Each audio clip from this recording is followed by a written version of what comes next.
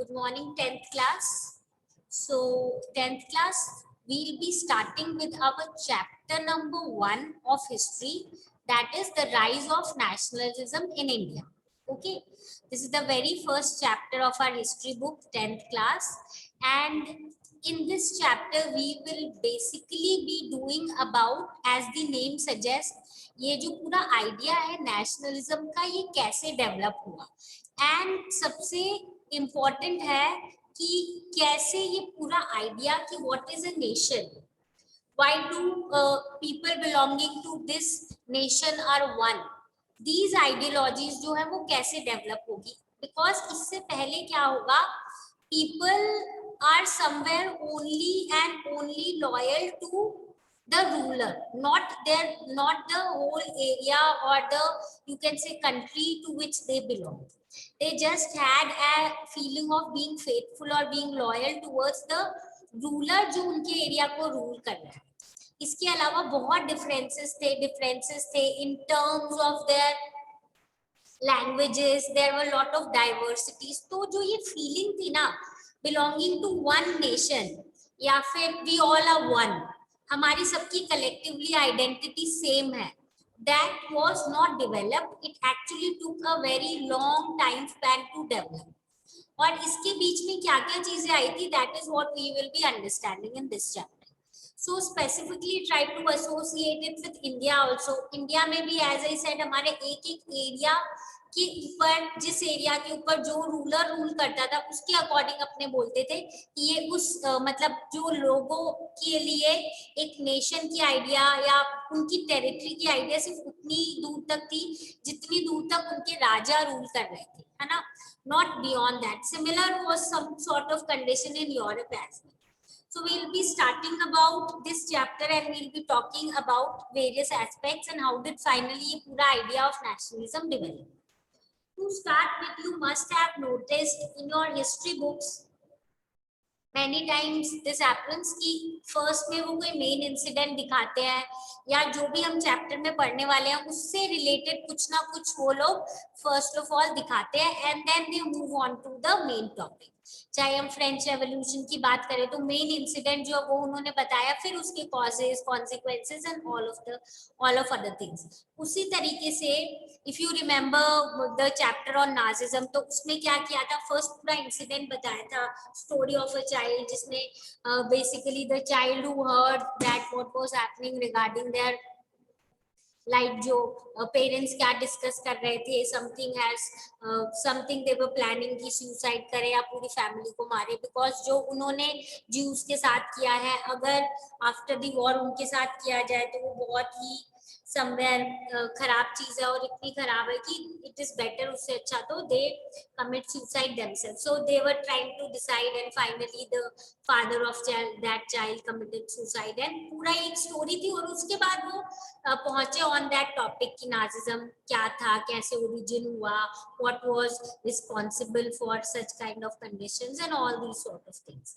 Similarly, coming back to our chapter, इस chapter में भी the chapter starts with a painting. You can see in your book on your first page of the chapter, and the painting is, I suppose, clearly visible on your screen as well.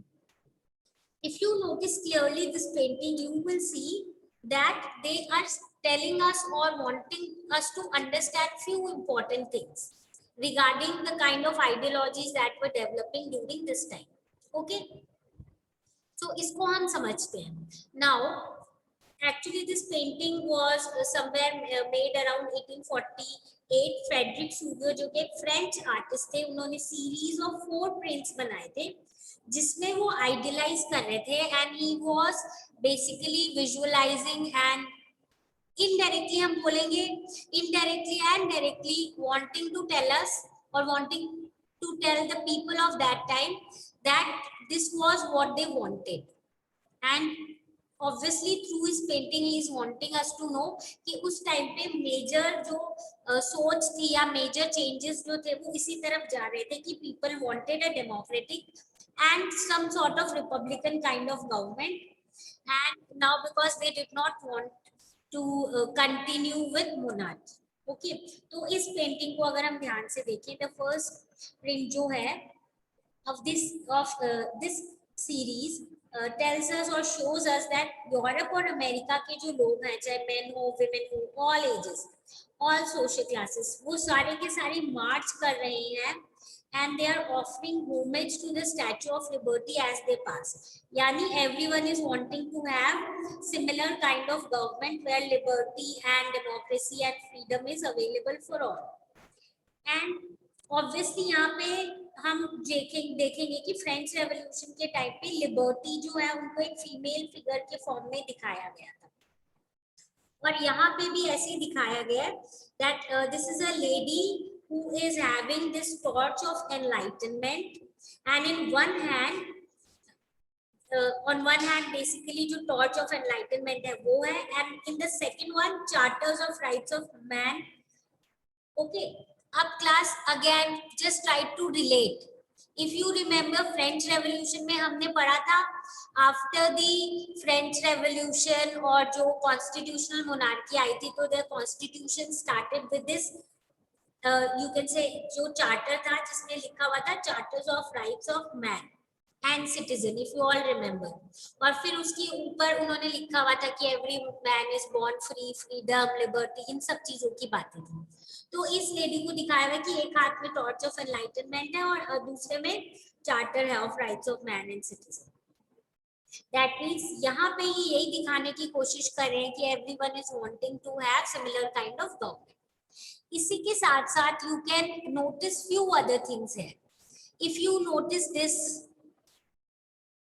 Is the crown of monarch. ऐसे करके बहुत सारे symbols हैं which are actually telling us that see they want the end of the monarchy. Okay, तो ये symbols के through they are wanting us to understand few things. As I told you, you can see ये Statue of Liberty है. These are the signs that they are saying that they do not want monarchy and they are against absolutist kind of institution. Absolutist का मतलब क्या होता है?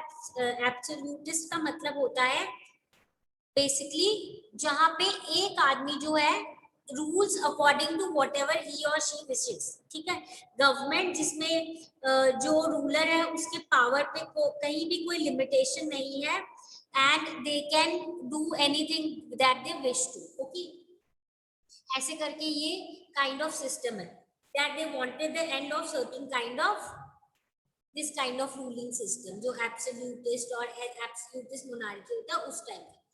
And you can see this trail is so long, so you can say clearly see कितनी लंबी line है जो इसकी तरफ मूव कर रहे हैं, और सबके अलग अलग फ्लैग्स है और नेशनल ड्रेसेस है जिससे अपने को पता चलता है कि किस कंट्री के लोग जो है ये हैं और वो लोग कैसे मूव कर रहे हैं towards attaining this kind of government. अब इसके साथ साथ इसमें they are also telling us about a utopian society.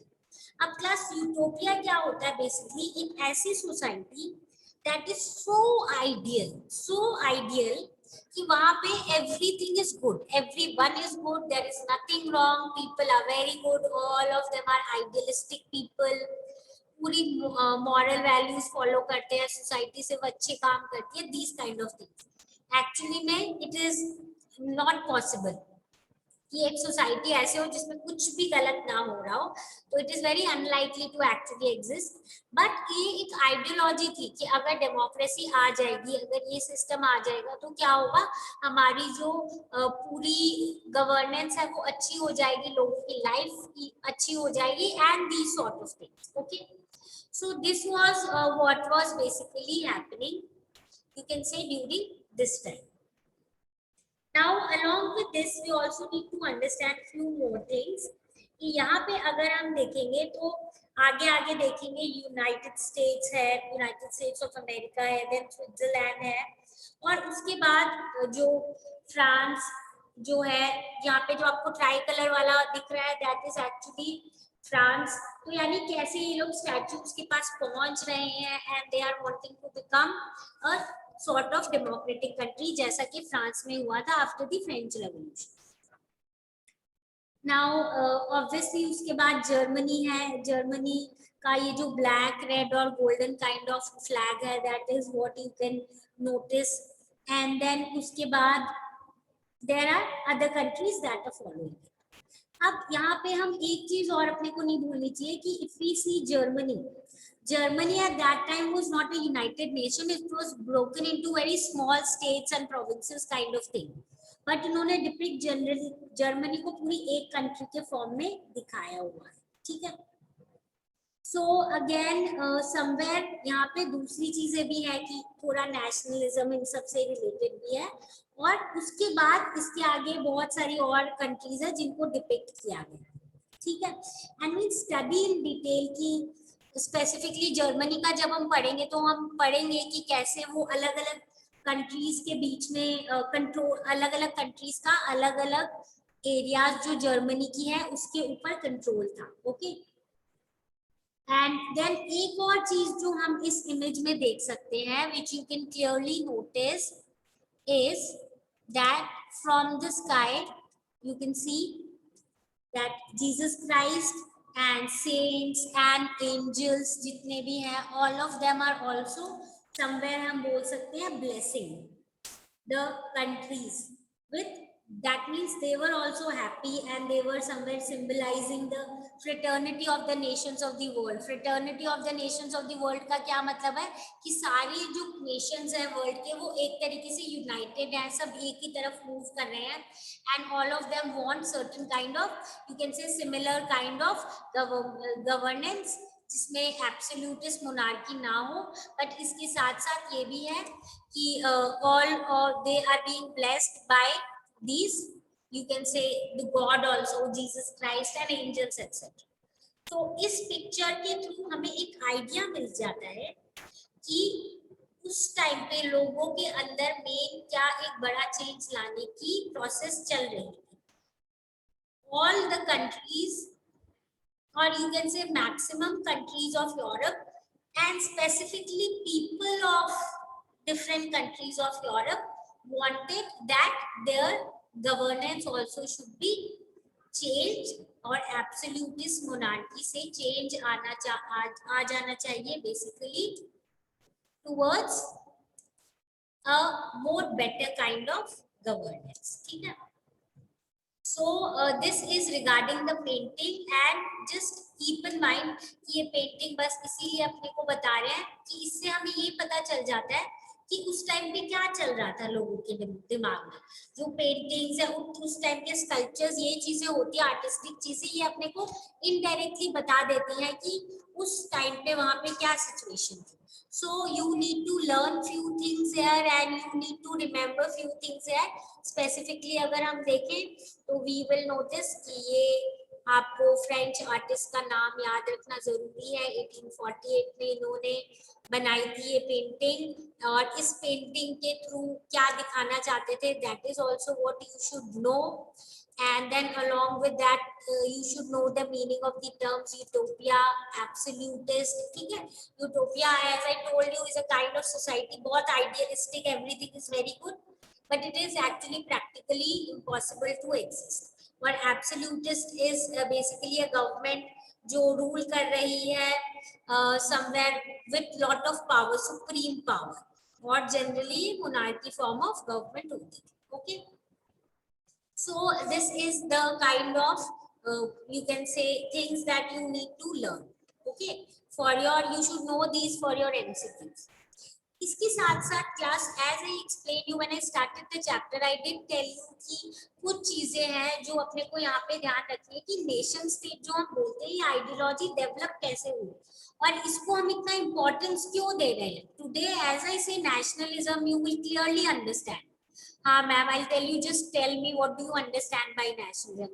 You will say ma'am, patriotism, being loyal to one country, we all belong to one country, and these sort of things, है ना, देशभक्ति, ये सब चीजें हम बोलेंगे. But and when I say we all are Indian, you will have a kind of feeling of patriotism automatically coming in. तो ये चीज डेवलप कैसे हुई थी, और ये ऐसा नहीं कि स्टार्टिंग से हुई थी, इनिशियली ऐसा नहीं था. बेसिकली अगर हम देखें 19th सेंचुरी के अराउंड यूरोप की भी बात करें तो नेशनलिज्म एक नई चीज आई थी जिसके कारण पॉलिटिकल चेंजेस आएंगे, बहुत ज्यादा पॉलिटिकल चेंजेस पूरे सिस्टम में आएंगे, and along with political changes लोगों की सोच में भी बहुत चेंज आएगा। ऑब्वियसली जब आइडिया ऑफ नेशनलिज्म आएगा तभी लोगों के अंदर ये जो डेमोक्रेसी, लिबर्टी, फ्रीडम, ये वाली सारी आइडियोलॉजीज आएंगी। तो पॉलिटिकल चेंजेस भी और सोच में भी ये चेंजेस है। जैसे फ्रेंच रेवोल्यूशन में था कि we should have equality, we should be free, we are, everyone should be equal, चाहे वो फर्स्ट स्टेट के लोग हो, सेकेंड स्टेट के हो, थर्ड स्टेट के हो।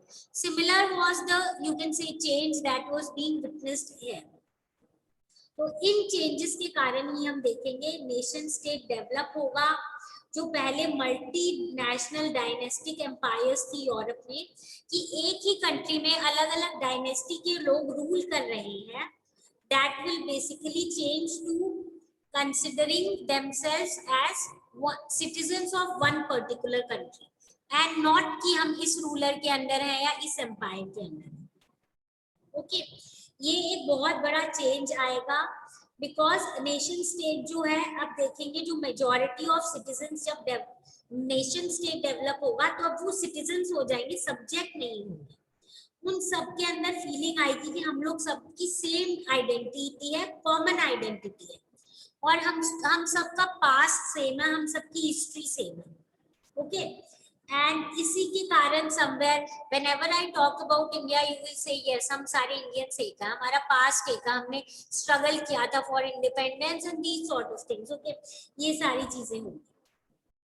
तो बेसिकली जो पहले ये था कि सिर्फ अपने लीडर्स या जो आपके रूलर है उनकी तरफ आपकी बीइंग फेथफुलनेस या बीइंग लॉयल वाली जो फीलिंग चेंज होगी पूरे नेशन की तरफ होगी। और उसके बाद जब आपका एक नेशन बन जाएगा तो जरूरी नहीं है कि आप चाहे अलग अलग रिलीजन के हो, आप चाहे अलग अलग मे बी एथनिक ग्रुप के हो, या आप अलग एरिया से अलग, थोड़े रीजन वाइज अलग हो, but still what ever it will be, you will always feel कि हाँ हम सब एक है, वी ऑल आर इंडियंस। तो वैसे ही फ्रांस में भी, फ्रांस में, जर्मनी में, इटली में, ब्रिटेन में, और जो हॉलैंड में, ग्रीस में, बहुत सारी जगह पे कैसे ये चीज डेवलप होगी इस टाइम पीरियड में, वही है जो कि हम देखेंगे। ठीक है, सो अब हम आगे बढ़ते हैं with the first important topic of this chapter. अब जब हम ये आइडिया ऑफ नेशन की बात करते हैं तो सबसे पहले ये आइडिया ऑफ नेशन जो है it developed in France and it developed around after the French revolution. Now please keep in track, try to form links, it will become easier for you to learn these things.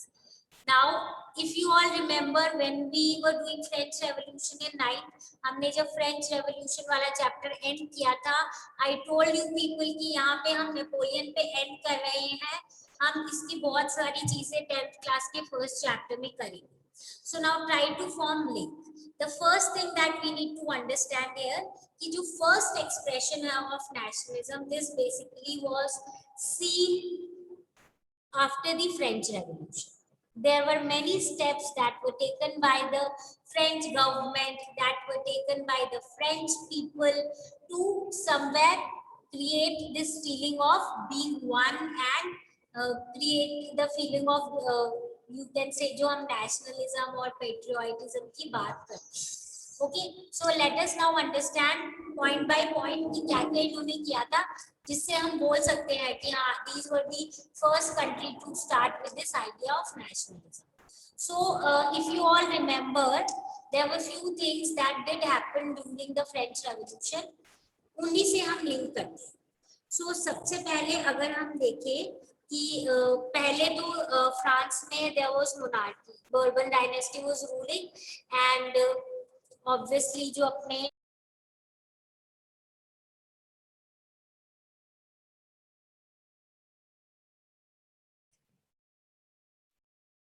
okay, so class as I was telling you that अगर हम French revolution की ideologies को देखें तो this will be the first country to start with this idea of nation and nationalism. तो जब हम देखते हैं पहले यहाँ पे एब्सोल्यूट मोनार्क थे, लुई 16 थे, people actually wanted a change and if you all remember तो पहले कॉन्स्टिट्यूशनल मोनार्की बनी थी and later on then finally France republic बन गई। So if you all like can just recollect कि फ्रॉम द बिगनिंग जो French revolutionaries थे ना, उन्होंने बहुत सारे मेजर्स लिए थे ताकि एक फीलिंग ऑफ कलेक्टिव आइडेंटिटी आ जाए। कलेक्टिव आइडेंटिटी मतलब हम लोग सब लोग सेम है, हम सब कहीं ना कहीं एक है। और कलेक्टिव आइडेंटिटी क्या, French people, that we all are French citizens. इसलिए if you remember idea of the fatherland, the citizen, पहले वो सर मैडम जो मॉन्जियोर एंड मैडम जो उनके अकॉर्डिंग होता था, वो सब हटा के दे साइड हम लोग सारे जितने भी फ्रेंच पीपल है वो सारे के सारे सिटीजन्स होंगे, ली सिटीजन एंड ए पटाइट, इसका मतलब फादरलैंड, मतलब जैसे हम इंडिया में भाई इंडिया को भारत माता बोल देते हैं, वैसी टाइप टाइप की चीजें को वो डेवलप कर रहे थे बार बार, ताकि हम लोग सब यूनाइटेड है, we all have one collective identity of being the French citizens. ठीक है, तो ये वाली चीजों को वो लोग एम्फसाइज कर रहे थे, इससे एक फीलिंग ऑफ बीइंग वन आती है। ठीक है, इसके बाद इन्होंने बहुत सारी और चीजें की, कोशिश की कॉन्स्टिट्यूशन में सबको इक्वल राइट्स देने की।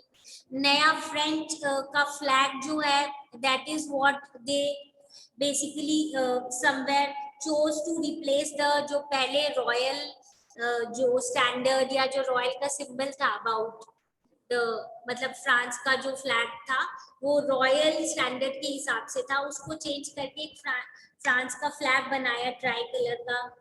फिर स्टेट जनरल को रीनेम किया था क्लास नेशनल असेंबली।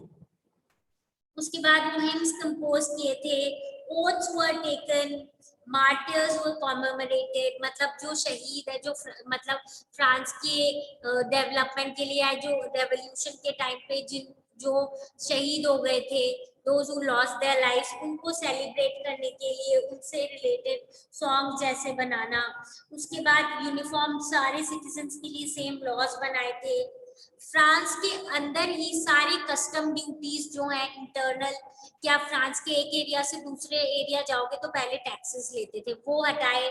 उसके बाद यूनिफॉर्म सिस्टम ऑफ वेट्स और मेजर्स के, पहले क्या था कि अगर एक जगह से दूसरी जगह आप जा रहे हो तो क्या करेंगे कि आपको मतलब अलग अलग टैक्सेस देने पड़ेंगे, और इसके अलावा अलग अलग जगह के अलग अलग वेइंग सिस्टम्स होते थे। We know 1 kg is equal to 1000 grams everywhere, है ना टुडे, बट उनके with in their country itself एक एरिया से दूसरे एरिया तक अलग अलग वो थे, मतलब यूनिट्स ही अलग थे, तो बहुत प्रॉब्लम होती थी, तो उनको उन्होंने यूनिफॉर्म किया। इंटरनल कस्टम ड्यूटीज को हटाया, कोशिश की कि फ्रेंच जो है उसको ज्यादा एनकरेज किया जाए। ठीक है, रीजनल डायलेक्ट्स को थोड़ा सा डिस्करेज जैसे करने लग गए, और फ्रेंच जैसी पेरिस में बोली जाती थी वैसी कोशिश करने लग गए कि पूरे नेशन के एक ही कॉमन लैंग्वेज हो जाए। सो आई सपोज बहुत सारे ऐसे स्टेप्स लिए थे इन्होंने, जिससे क्या हो, जिससे क्लियरली लोगों के अंदर एक फीलिंग ऑफ नेशनलिज्म आ जाए।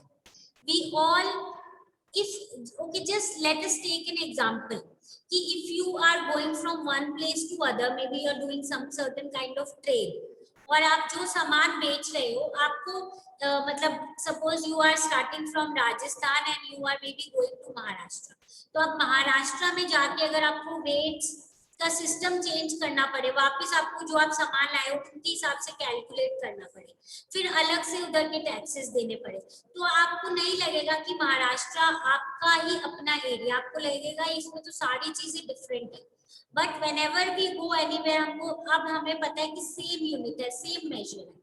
एक सिंपल एग्जांपल दे देते हैं करेंसी का, they have not stated, but अगर सोचो हमें पता है कि इंडिया में रुपीस हमारी करेंसी चलेगी विच एवर स्टेट भी हो, चाहे राजस्थान महाराष्ट्र वेर एवर हो, बट हमें पता है कि हम अगर दूसरे कंट्रीज में जाएंगे तो हो सकता है हमें करेंसी चेंज करवा के डॉलर करवानी पड़े, तो हम सोचेंगे ना it is a different country, it is not our part. तो अगर कंट्री में सारी चीजें अलग होगी तो वो फीलिंग ऑफ बीइंग वन तो आ ही नहीं सकती, तो इसीलिए उन्होंने इंटरनल कस्टम ड्यूटीज को हटा दिया, यूनिफॉर्म सिस्टम और वेट्स मेजर्स को अडॉप्ट किया, स्टेट जनरल को नाम स्टेट जनरल नहीं नेशनल असेंबली कर दिया, जो अपना नेशनल फ्लैग बनाया, कोशिश की कि सारी चीजें भाई बहुत सारे हिम्स कंपोज किए, ओथ्स लिए, सेंट्रलाइज एडमिनिस्ट्रेशन हुआ, यूनिफॉर्म लॉज हुए सारे सिटीजन्स के लिए। ओके, ऐसे टाइप के बहुत सारे स्टेप्स लिए जिससे कि ये जो पूरी फीलिंग ऑफ नेशनलिज्म है and being to one country, आप कहीं भी जाओ आप बोलो हाँ वी आर फ्रेंड्स, सो उस वो वाली चीज डेवलप की for the first time, it develop in France. ठीक है, अब इसी से रिलेटेड हम देखेंगे अब वी विल नोटिस जनरली क्या होता है, जहां पे भी जो भी फ्रांस में होगा वैसा ही बाकी बहुत सारी कंट्रीज फॉलो करने लग जाती है। ओके, सो यहाँ पे हम देखेंगे कि जैसे ही कुछ भी इवेंट ऐसा होता है जो फ्रांस में हुआ है तो उसके आसपास की यूरोप की डिफरेंट कंट्रीज में एरियाज में वो चीज स्प्रेड होने लग जाती है। तो जो फ्रांस की जो रेवोल्यूशनरीज थे ना, उन्होंने बोला now it is our mission and the destiny of French nation that Europe के जो भी कंट्री अगर हमारी हेल्प चाहे कि उनको अपनी कंट्रीज में ये डेस्पोटिक एब्सोल्यूट ऐसी कर ऐसे टाइप का रूल चल रहा है और उससे फ्री होना चाहते हैं, तो French government French people are always ready to help them. Okay, तो this is what we can notice will happen. अब जैसे ही ये न्यूज अलग अलग एरियाज पे पहुंचे, स्पेसिफिकली अगर हम देखें फ्रांस के आसपास वाले कंट्रीज में जो स्टूडेंट्स हैं, जो educated section of the society है, जैसे फ्रांस में इफ यू ऑल रिमेम्बर कि जैकोबियन क्लब्स फॉर्म हुए थे, वैसे ही क्या हुआ था कि जैकोबियन क्लब्स जो हैं all over the you can say major countries around France जो है डेवलप होने लग गए। इनकी जो एक्टिविटीज थी, इनके जो कैंपेन्स थे, these actually prepared the way for the French armies।